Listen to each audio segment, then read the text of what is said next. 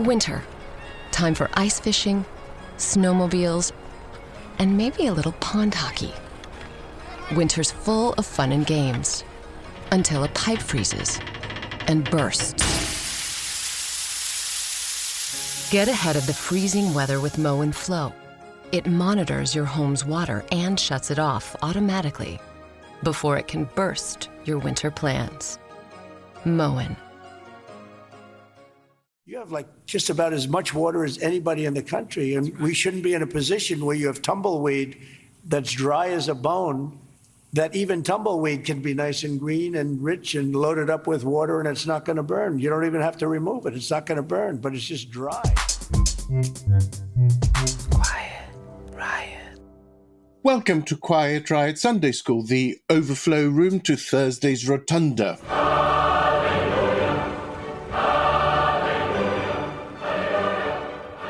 I'm Alex. Now, Naomi's indisposed today. She's on stage at the Fabian Society as I record this. But when the universe closes a door, it opens a window for one of my favourite people to climb through. Welcome back to security analyst and host of the brilliant Behind the Lines podcast, as well as former diplomat, Arthur Snell. Hello, Arthur. Hi, Alex. Great to be with you. How have you been doing? Have you been travelling around the world again, and have you been relatively UK-based the last few weeks? Last few weeks, yeah, mostly here. I'm currently trying to finish off writing a book about geopolitics, but the problem with that is that there keeps to be a lot of it happening, and so you never know. You can't really get to the last page very easily. What a dumb project. Yeah, I know. Idiotic.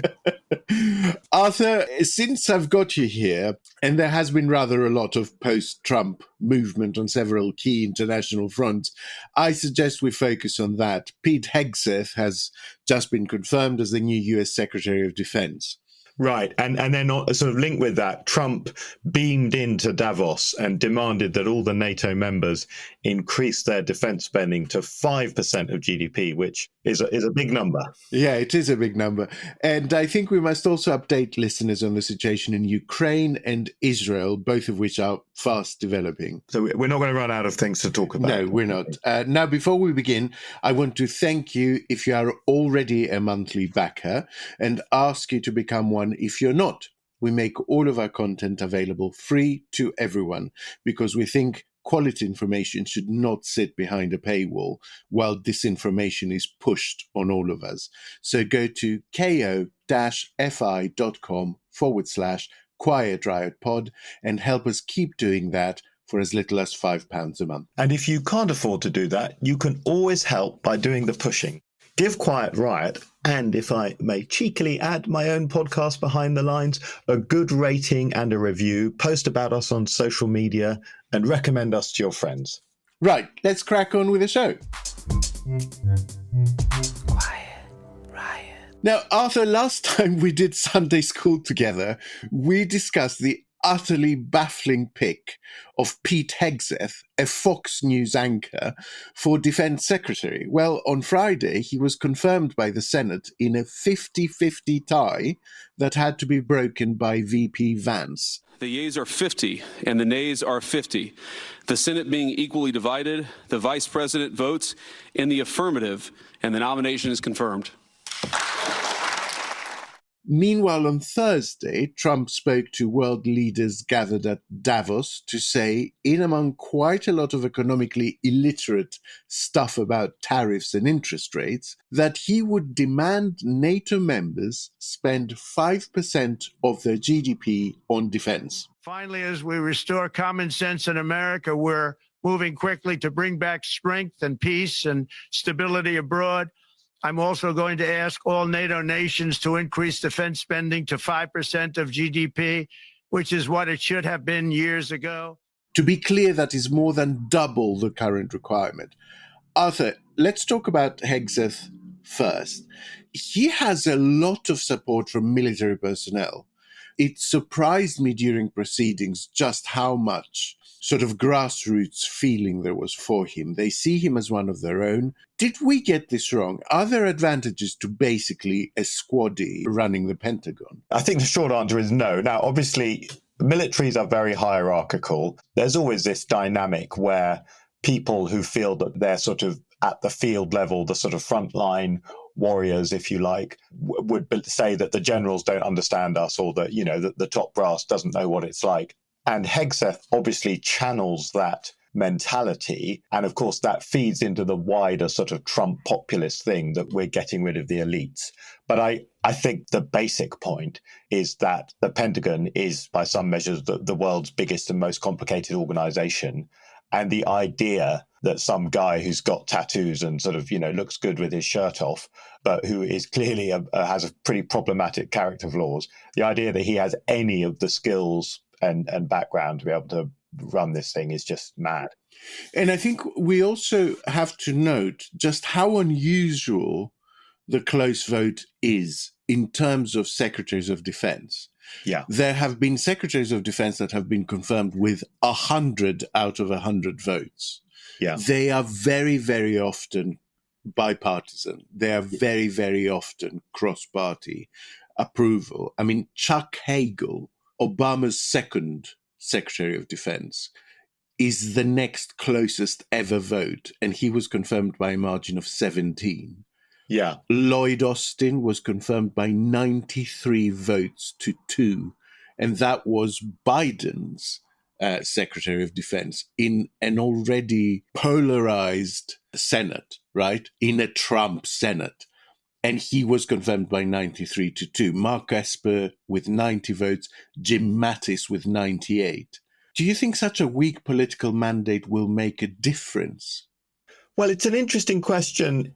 In a way, you see, Trump made a point of picking transparently unqualified people. We saw what happened with Matt Gaetz, who was the original pick for AG, who was sort of so far off that even in Trump world, they knew they wouldn't be able to get him through. In a way, he's forcing the Democrats to vote against him, because you have this guy who, as we've said, has none of the experience and skills.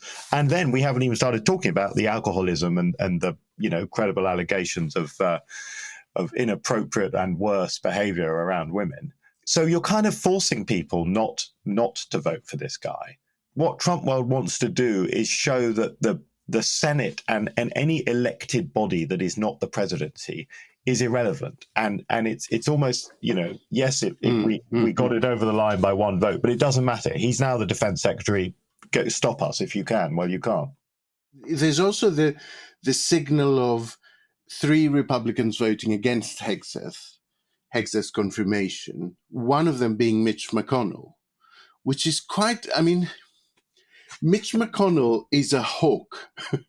Yes, he's not someone who wants a soft Pentagon, right? No, it's very interesting. And you've got this thing. So of those 3 votes, you have these 2 female senators who've always been seen as the sort of the softest Republicans left.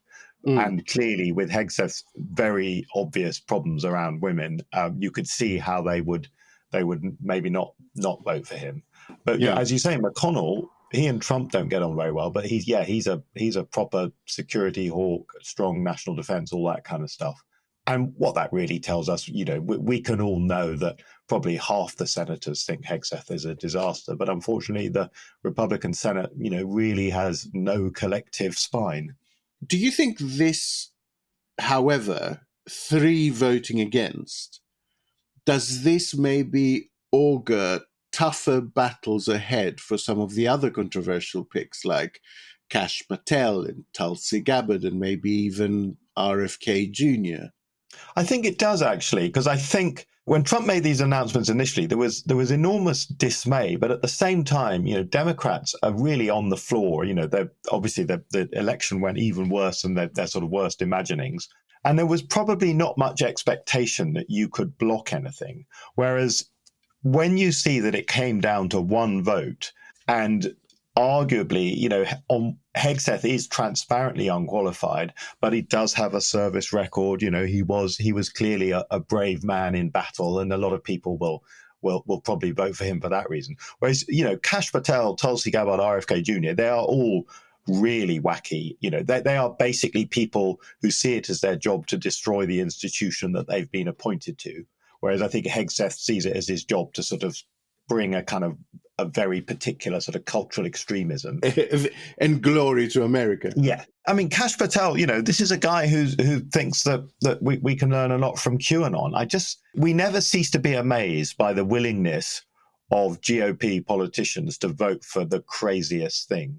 But maybe after all, it's only one or two you need to break and say, actually, no, this guy's mad. Yeah, I mean, if this pattern holds, the two women who are seen as the more moderate remaining little sliver of the old GOP, plus Mitch McConnell, go against some of Trump's nuttiest choices. Essentially, all you need is one more person. Exactly. Yeah. So interesting times ahead, I think. What are the biggest dangers of such a novice at the Pentagon, just in practical terms? I mean, are we talking about instant compromat?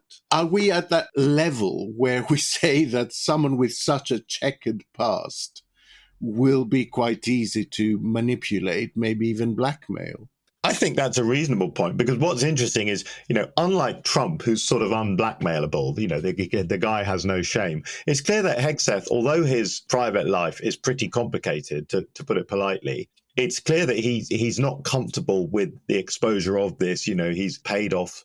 It's confirmed he paid a woman $50,000. So there's that element. But I would think the bigger risk of him being at the Pentagon is simply that when you have someone who is inexperienced and has no managerial experience, and obviously the Pentagon is the monster money machine in the US state, and you've got these incredibly sophisticated, massive corporations, Lockheed Martin and Raytheon and so on. For people listening, the Pentagon's budget is pretty close to the entire annual GDP of the United Kingdom. Yeah. Its budget is almost $1 trillion a year. Yeah, so you have this, the military-industrial complex. It has a name for a reason. It is an incredibly complex, sophisticated machine that exists basically to squeeze money off the American taxpayer for all kinds of things. And of course, some of it will be spent on very useful and important things. But the degree to which someone like that will be suggestible, manipulable, people will find ways to play into his existing prejudices. And I think that there's a real danger that a lot of resource gets wasted on really, sort of pointless things that will be very good for the shareholders of certain defense companies, but not very good for the rest of the world. Yeah. My instinctive impression is that, especially given Trump's propensity to change over his staff whenever they become inconvenient in any way or drag him down in any way, I think Hegseth is now dead man walking. It's just a matter of when, because I have the feeling that given the hearing he's had, the stories that are continuing to come out, indeed, and the very slim political mandate, I don't know how he can now order 5-star generals around. I don't know how he can command the respect of people who have advanced over decades through a military career. I may be wrong, but who knows? I think it's also important to point out that a lot of human rights activists in the States are exceptionally worried that this is less to do with foreign policy and more to do with domestic policy. And what they mean by that, I think, is that they're very worried that the military will be deployed within the United States to help with things like immigration rates and deportations, to do things like police demonstrations and protests. And there is a huge worry that the real value of Hegseth in that position is that he would be willing to do whatever he was told to do by the White House in a domestic setting, not just in an international setting. Let's put aside the madness about Panama and Greenland and all that stuff. I think that's got to be right, because ultimately, one of the reasons Trump picks these crazy appointments, partly it's to rile sensible mainstream people, but it's partly because, of course, then they're totally loyal to him because they have absolutely no standing of their own to hold these jobs. And so you're absolutely right. If you say, well, we need the military because, it's a national emergency at the southern border, he's the last person to talk about the appropriate role for the US military in domestic affairs. Or he, wouldn't give a damn about it. Quiet riot. Now, this is a paid advertisement for BetterHelp Therapy Online, who are sponsoring today's episode. Big thank you to them, and here's a little more about their service. 2025 has already thrown some huge stories at us, and you might wish that life came with some instructions on how to write your story for the year ahead. Something you could refer to when you're a bit stuck or unable to get a handle on things. If you lose power, you call an electrician. You don't stumble around endlessly in the dark. Well, therapists are trained to help you find your way around your inner environment and teach you the skills to cope. As the world's biggest online therapy service, BetterHelp, that's H-E-L-P, has matched millions of people with professionally licensed and vetted therapists, all 100% online. You just fill out a simple questionnaire and they'll find the right person for you quickly and at an affordable price. You can change your therapist anytime if it's not clicking, and you can arrange to discuss things on video, call, or even text chat at a time that suits you. That means no waiting or searching for the right help. You can talk to someone quickly and easily. With over 5,000 therapists in the UK already, BetterHelp can provide access to mental health professionals with a wide variety of expertise in mental health. Write your story with BetterHelp. Our listeners get 10% off their first month at betterhelp.com/Quiet Riot. That's BetterHelp, HELP.com/Quiet Riot. Quiet Riot. Now, NATO, 5%. I'm not an expert, Arthur. Is that as insane as it sounds?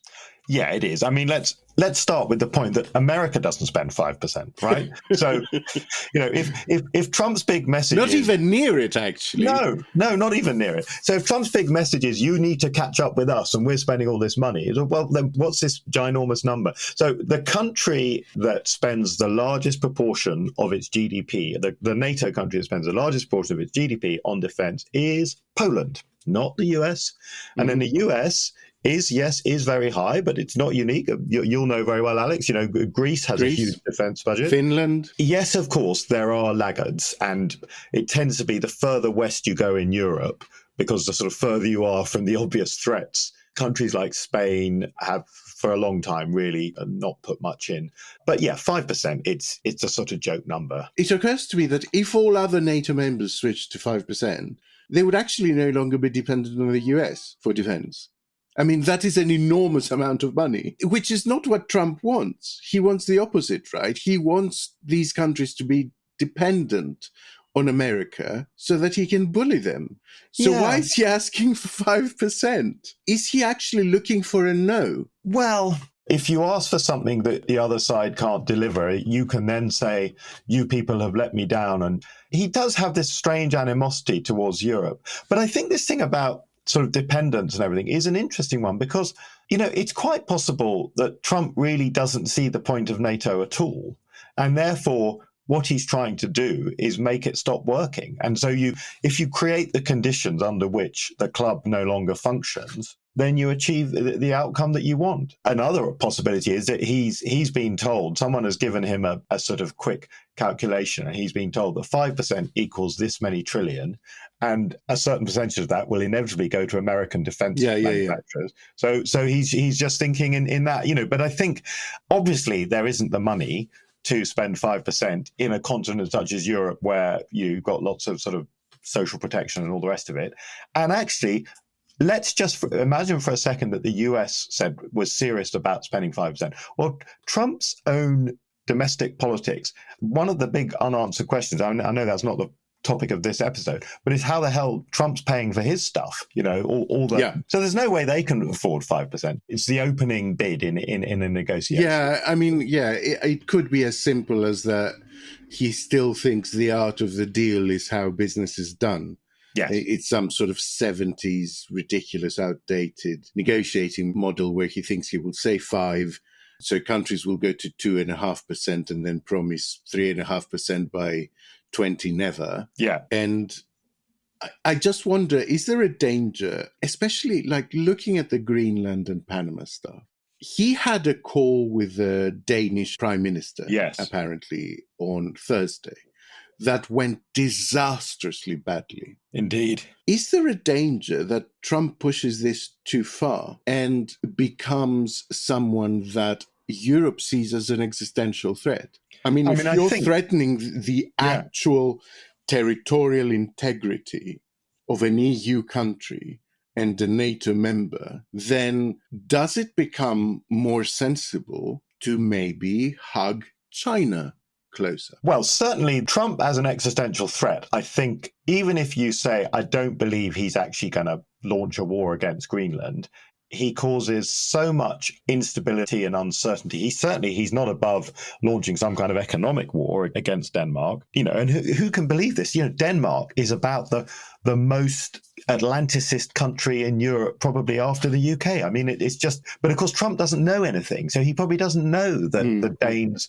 when I was working in Helmand in Afghanistan, the other military that were there alongside the Americans were the Danes. And they chose Helmand because they knew it was the toughest place because they wanted to show their commitment to NATO. But Trump wouldn't know any of that. None of that means anything to him. NATO and European security have a fundamental crisis now because the whole idea that North America, with Canada, but particularly the US, take a view that European security is integral to their own security. That is collapsing at the moment. Whether you turn to China or others, I'm not sure that follows directly, but of course there will be people who make the argument. So I'm not saying it follows directly or follows automatically. I'm just saying that there seems to be quite a historically illiterate view around Arthur that we never get to bed with authoritarian regimes, etc., etc. Loads of people pointing to World War II, beating their chest. But for World War II, we got into bed with Stalin and Mao. Indeed. They were pretty authoritarian last time I checked. So the fact of the matter is that you can push situations so far to achieve maybe some movement that you want, but there is a tipping point where you push them too far. Yeah. And then the whole board topples over and you have no idea how the pieces will land. I mean, I think that's absolutely reasonable. And I think going back to the reporting of this call with the Danes and Trump over Greenland, the reports are that there's genuine sort of panic mode because it's not just about Denmark. It's any small to medium-sized country is thinking, well, we thought we had an alliance and the alliance has just become meaningless. Quiet riot. On Tuesday, at another fairly wide-ranging and freewheeling press conference, and regular quiet rioters will know what I mean by that, Trump said Putin has reduced Russia to a terrible state and it was time to back down. Let's hear exactly his words. I have to speak to President Putin. We're going to have to find out. He can't be thrilled. He's not doing so well. I mean, he's grinding it out, but most people thought that war would have been over in about 1 week. And now you're into 3 years, right? So he can't be thrilled. It's not making him look very good. That's no way to run a country. He should make a deal. I think he's destroying Russia by not making a deal. I think Russia's going to be in big trouble. You take a look at their economy, you take a look at the inflation in Russia. He went further on a social media post the next day. He wrote, and I quote, "I'm going to do Russia, whose economy is failing, and President Putin a very big favor. Settle now and stop this ridiculous war. It's only going to get worse. If we don't make a deal, and soon, I have no other choice but to put high levels of taxes, tariffs, and sanctions on anything being sold by Russia to the United States and various other participating countries. Let's get this war, which never should have started if I were president, over with. We can do it the easy way or the hard way. And the easy way is always better. It's time to make a deal in capitals."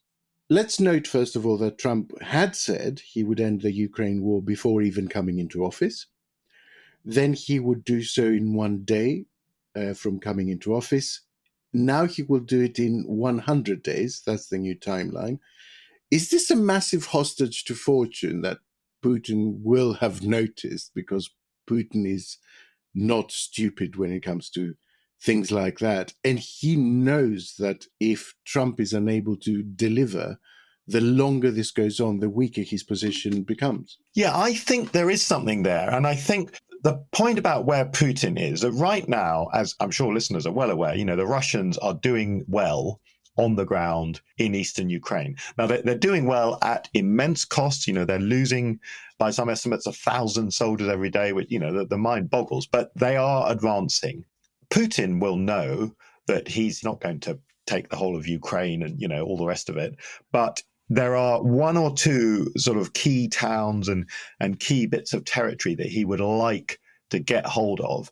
But he also knows, of course, that now Trump wants to push this negotiation. And I think Trump is feeling a bit embarrassed that, the Russians haven't stopped fighting just because he's been inaugurated, which, the vanity of Trump that he assumes that one thing would follow from the other. But in a way, Putin's in a rather advantageous position because he can carry on fighting. And yes, Trump will escalate, but he won't do anything, I don't think, for a few weeks and maybe even a couple of months.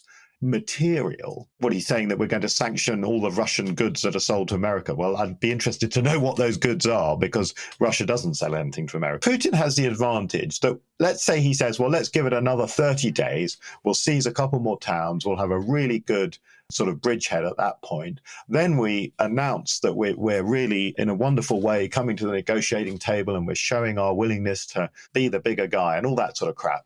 And of course, the other reason why it's advantageous for Putin is that the Russian economy isn't in a great place.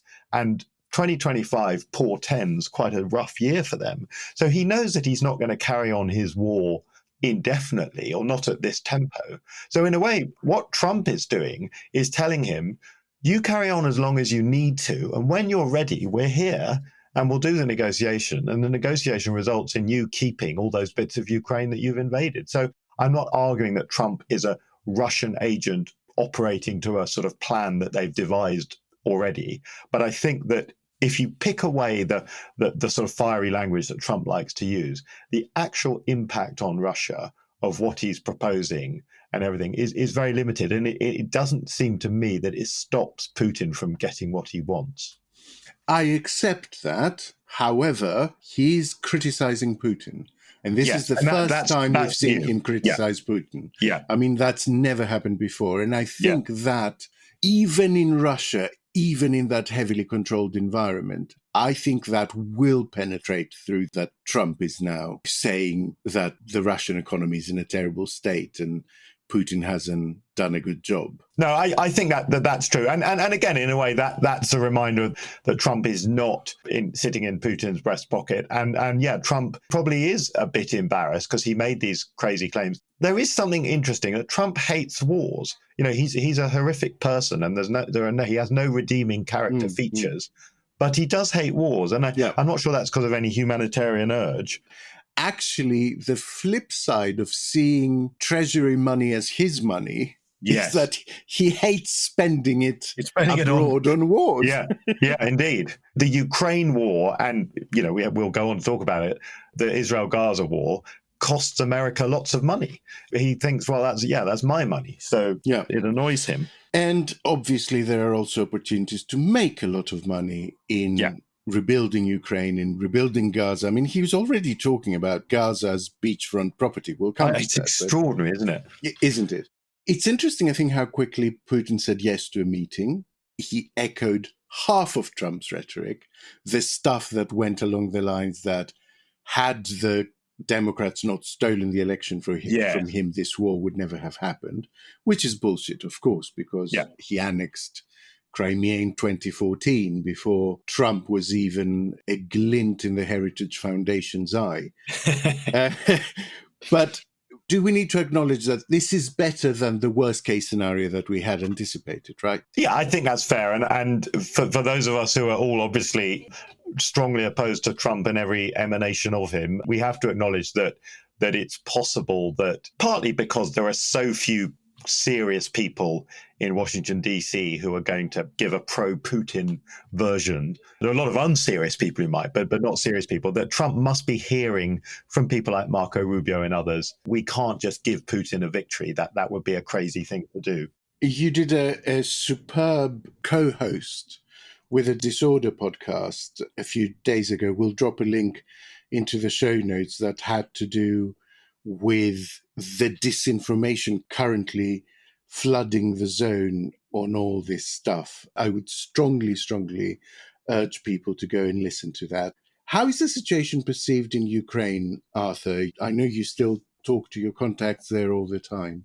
One of the things to remember that the Ukrainians, by the end of the Biden administration, whether fairly or not, they felt that Biden had let them down seriously. So there's been this sense that, well, it can't get much worse, let's see what Trump brings. There is a sense that whilst, of course, they don't want to be forced into a peace deal that basically loses them a significant chunk of their territory, if you're losing the war at the moment, stopping fighting isn't a bad thing. I've noticed both people in Trump world, but also actually here in the UK and Western officials generally starting to blame the Ukrainians and saying, well, it really, the problem was they didn't mobilize enough troops. Now, I think that's a very cynical and frankly, I think rather sort of cowardly position that Western governments are trying to find a way to blame Ukraine when, if we look at the casualties that they've suffered, it's extraordinary. And basically they're blaming them for not killing off the generation under 25. And anyone could argue the ethics of that. So I think, Ukraine is in this state of sort of exhaustion and will welcome to some extent a stop to the grind. But of course, what they won't welcome is a situation where they're forced. They won't be forced to accept that Russia owns the territory, but they probably will be forced to accept that Russia has the territory. And I think that will be the source of destabilization for years to come. Because my fear is not that Russia then carries on with conventional warfare of any kind, but they'll have such a huge footprint in Ukraine that the bits of Ukraine that the Kyiv still controls will be under, enormous hybrid war type constant attacks from the Russians for decades to come. Quiet Riot. Build your fit of the day with Abercrombie's newest denim drop. I'll tell you where to start. Abercrombie's 90s straight jean goes with any shirt from tees to sweater polos. Super versatile. Their loose and baggy jeans are more trend forward, so I grab those when I go out with friends. Right now, get 25% off on almost everything at Abercrombie. Offers valid in stores and online January 23rd, 2025 to January 28th, 2025. In U.S. and Canada, exclusions apply as indicated. Online price reflects discount. Quiet Riot. Now, the fragile ceasefire between Israel and Hamas seems to be holding for its sixth day as we record on Saturday. Hamas has released the names on Friday of the next 4 Israeli hostages it plans to release in exchange for 200 more Palestinian detainees. The hostages named by Hamas are all female Israeli soldiers, which I have to say did surprise me because I would have thought that non-combatants would be ahead in the queue. Or is the fact that these are female soldiers change that equation, Arthur? Can you explain? I think, I'm sure it's in a sinister way Hamas trying to play into their perception of Israeli and society and also sort of wider views of the role of women and all the rest of it. I was told by a security expert to look out for the flow of aid in order to know whether the ceasefire was robust or thin. Yeah. And it seems to be reasonable, Arthur, because what had happened in previous pauses to military action is that promises were made about aid flowing in, but then very little trickled in. It now seems that significant amount of aid is flowing in, including materials for rebuilding, which I think is quite notable. What do you make of it? Do you think it's holding? Do you think it's going well? I think it's holding, and I think what's interesting, and this I suppose is a case study of the Trump effect. The ceasefire needed 2 things to happen in America. It needed the tireless work of the Biden administration and Blinken and so on to negotiate, but it also needed the threat of someone like Trump willing to do crazy things. Yes. And so in that sense, people know that breaking the ceasefire comes with a cost. And that's true for Hamas as much as it is for Israel, because yes, of course, Trump is very pro-Israel, but he doesn't like to be embarrassed, as we've already discussed in relation to Russia. So if the ceasefire did break, there would be negative costs for them. So in that sense, I think, and he doesn't love Netanyahu. No, he doesn't, exactly. So I think your analysis is absolutely right, that I think it's holding up, and there are good reasons for it to hold up. Having said all of that, Netanyahu's in a real bind because his hardliners hate the ceasefire. Ben-Gvir, he's already resigned from the government because of the possibility of a ceasefire. And Smotrich, who's the other ultra-extreme member of his cabinet, is threatening this. It's actually interestingly put Netanyahu in probably a more difficult position than he's been in for some time. And that's why actually we're seeing flare-ups on the West Bank, because of course the ceasefire is about Gaza. So it means that Netanyahu can kind of satisfy the sort of violent urgings of his ultra-hardliners by having a go at Palestinians on the West Bank whilst the Gaza ceasefire holds. But ultimately, whatever happens there, I mean, the next order of business is elections. Yeah. Does this create perverse incentives for Netanyahu to at some point try to find some excuse to foul this up and create another crisis? Can he keep going basically from crisis to crisis? It's not a long-term sustainable plan, it seems to me. He needs the rolling crisis, and that hence the sort of the West Bank escalations. And Lebanon, by the way, he's refusing to withdraw troops from Lebanon by the deadline agreed. But as you say, that it cannot go on forever. His coalition's getting shakier still because the hardliners, for them, if there's not sort of all-out war, then it's not good enough. I assume at some point the thing will fall apart. But then the problem seems to be the degree to which the Israeli electoral system throws up an alternative bloc that can hold power. We've seen very short-lived governments. And then you end up with Netanyahu back, and his ability to keep coming back is mind-boggling, but, it is apparent. Yeah, and he did join the debate on the fascist salute as well, which I thought was quite an extraordinary thing to do for the Prime Minister of Israel. He said that Elon is a great friend of Israel, responding to a Musk tweet that was complaining that the radical leftists are trying to smear him. No, we're in this very bizarre world where anti-Semitic right-wingers in North America find common cause with Israeli prime ministers. I mean, after all, the sort of Viktor Orban and Netanyahu sort of seem to think quite highly of each other.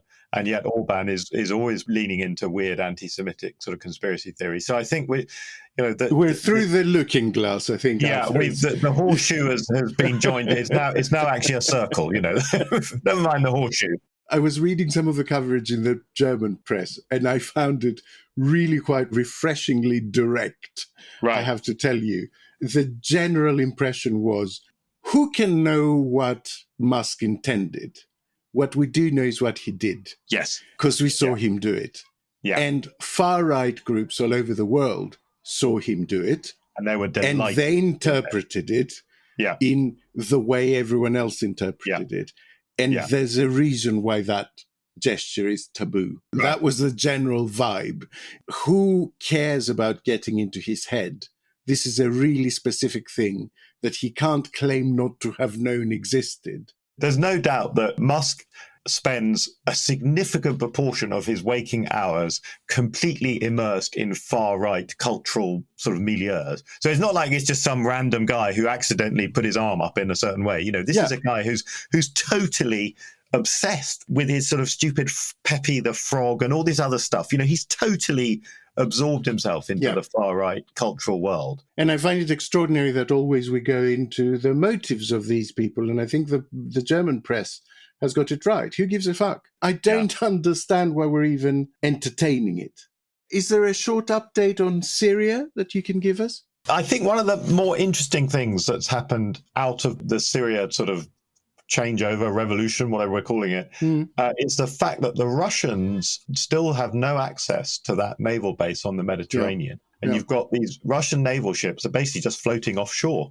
Last time we spoke, it looked like they were literally hours from making a deal with a new regime. They don't seem to have done that. And I had assumed that for pragmatic reasons that the new regime, which clearly has a big element of pragmatism in it, would do a deal just to make that particular crisis go away. But they have not managed to do that.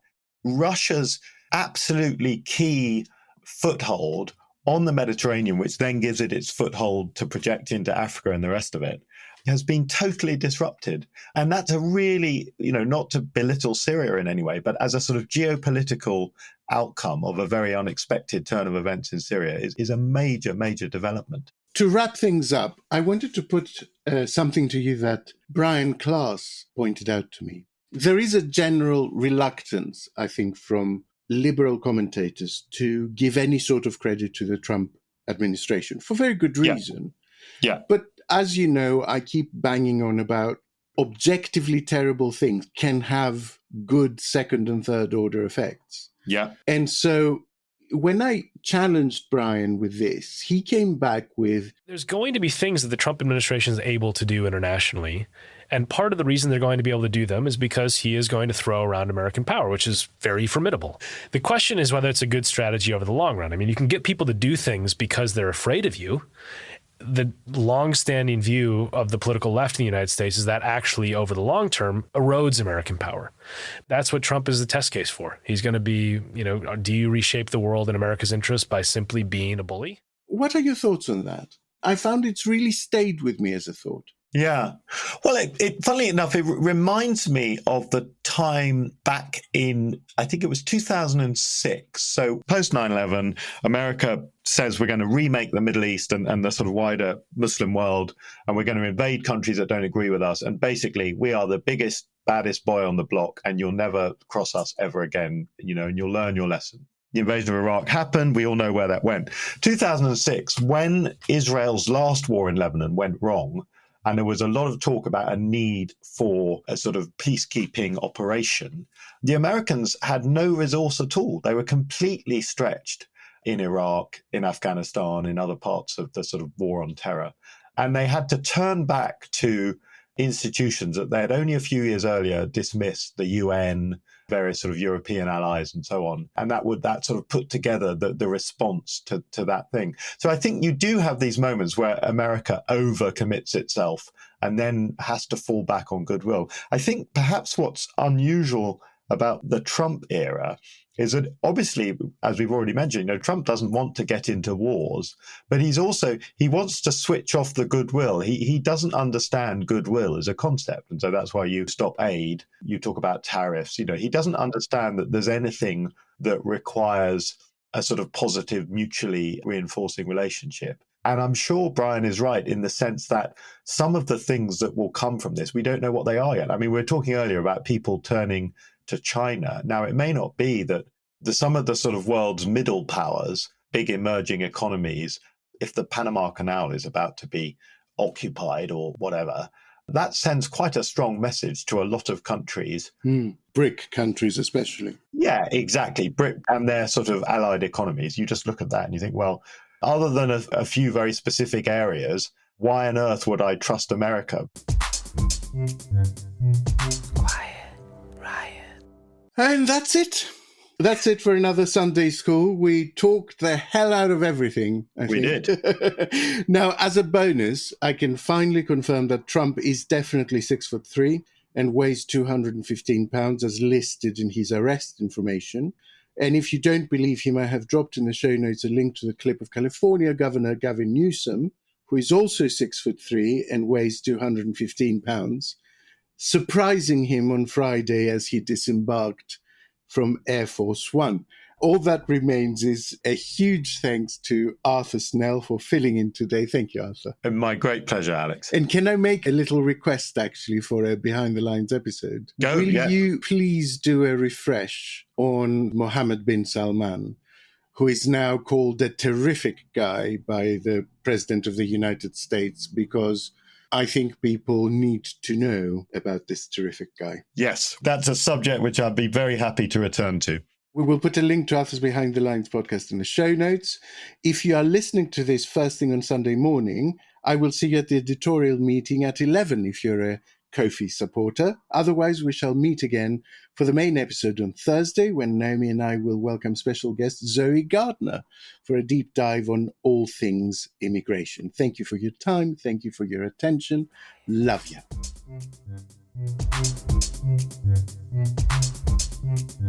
Quite Right is an audio production by Cooler Heads with Naomi Smith and Alex Andreu. Produced by Kenny Campbell. Music by Mariana Sangeeta. Artwork by Simona Canelu. And edited by me, Alex Reese. Quiet Riot is a co-production with Soundstone Global. Quiet Riot. Where former ISIS combatants are now sort of being Do held. I hear a doggy in the background? Yes, sorry, that's Peggy the dog decided to interrupt. Hello, Peggy. That's all right. Calm down, Pegs.